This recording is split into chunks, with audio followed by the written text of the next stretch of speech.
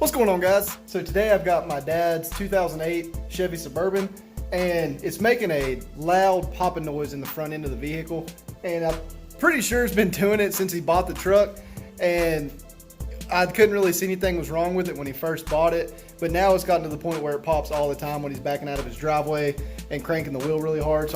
Alright, so I am currently rolling under the truck, and I found the biggest issue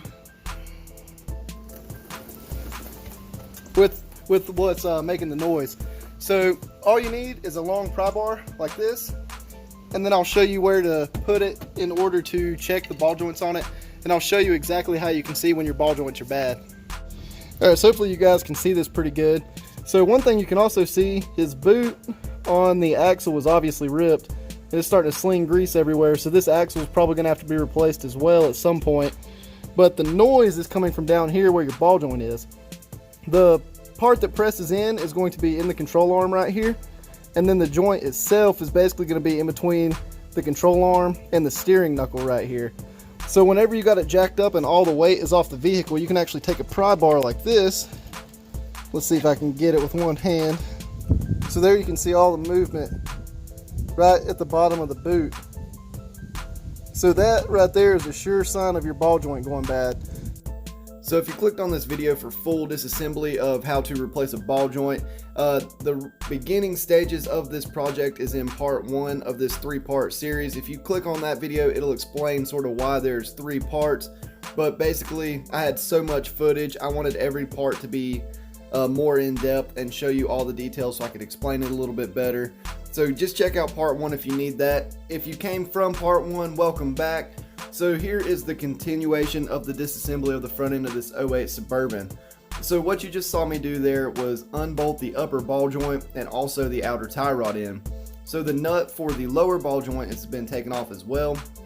And the only way you can get a steering knuckle off is basically just get your BFH back out and beat the crap out of it. So these joints are somewhat pressed in whenever you tighten them down. They are shaped like a cone.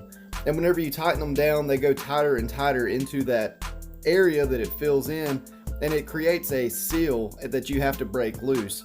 So whenever you're hitting the steering knuckle like this, you can do that for any one of the joints. Just make sure if you're reusing the joint, do not hit the joint on the threads. Whatever you do, it will destroy the threads on it.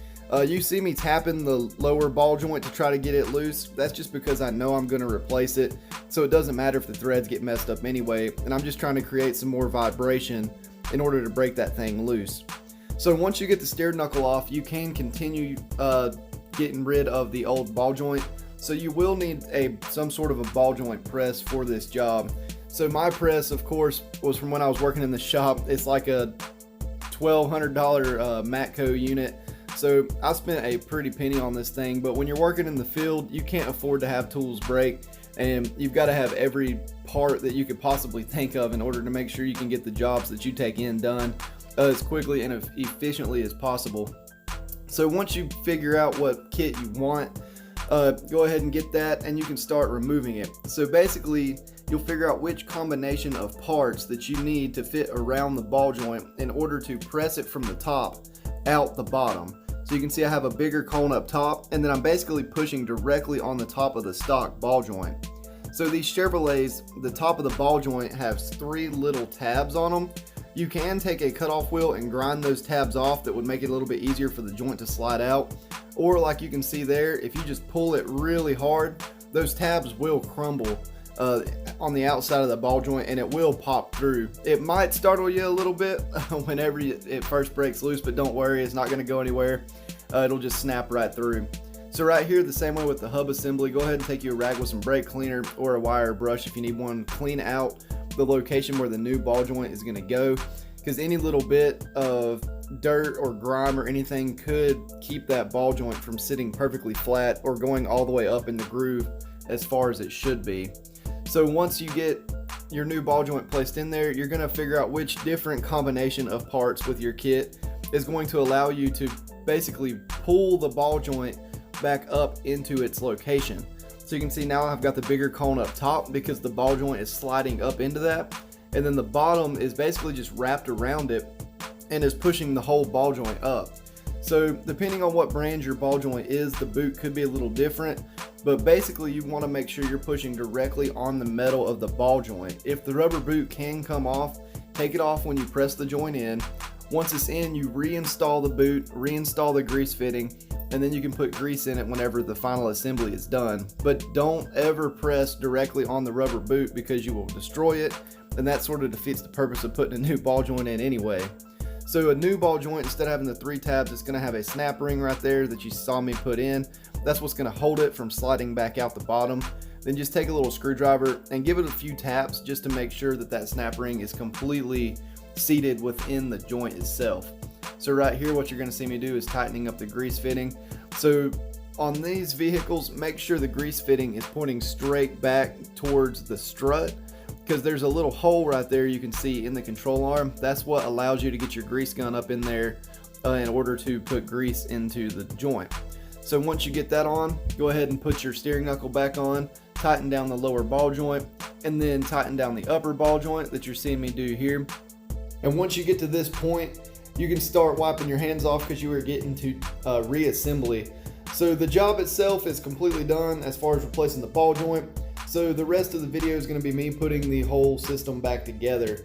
So if you did come from part 1, all of this is going to be a recap of the reassembly, but if you want to check it out again, feel free. So once you get that steering knuckle back on, go ahead and take a rag with some brake cleaner or a wire brush and clean it out real good, just like you did with the ball joint. Because if you don't, that hub assembly could go back in a little bit crooked, and it's not going to be good for your alignment because it's never actually going to be perfectly right. So the same way, if you're going back in with a old hub assembly like we did here, since we didn't have to replace it, the same way, clean it off, hit it with a wire brush, make sure it's nice and clean before you put it back together to make sure it seats perfectly whenever you're putting it back in.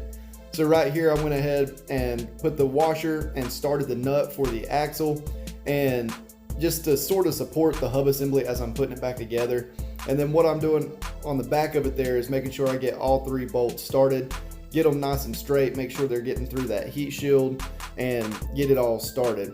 Once you get it all started, you can then start tightening everything up and continue on with your reassembly.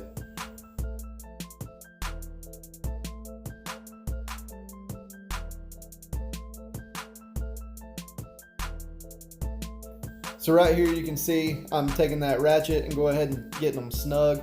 So on bolts like this, anything that has to be really tight, I always hit them with the electric ratchet and then go back behind with my breaker bar in order to make sure that I've got everything completely tight. You know, electric tools are awesome and it does make your job a lot quicker, but for breaking stuff loose and finalizing, doing the last little bit of tightening down, I prefer to use manual tools. That way I know that my hands felt that bolt getting tight. So if you give it back to a customer or give it back to a family member, you know that they're going to be safe because you weren't relying on an electric tool possibly failing and you not even realizing it. So go ahead and get those things cranked down really tight. You don't have to put Loctite on them.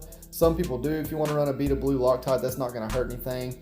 But I've never had any trouble with them coming loose. So right here, the last step is just, well, before you put the brake rotor on, make sure that you reattach your wheel speed sensor. I didn't have that filmed for some reason, but that has to be attached before you put the rotor back on. When you do put the rotor on, just hold it with your hand, put the caliper back up, and put those 2 bolts back in the back. In the same way, I hit it with the electric ratchet, and then you'll see me here in a second tighten it down with the manual ratchet just to make sure that I've got it good and tight before I give it back.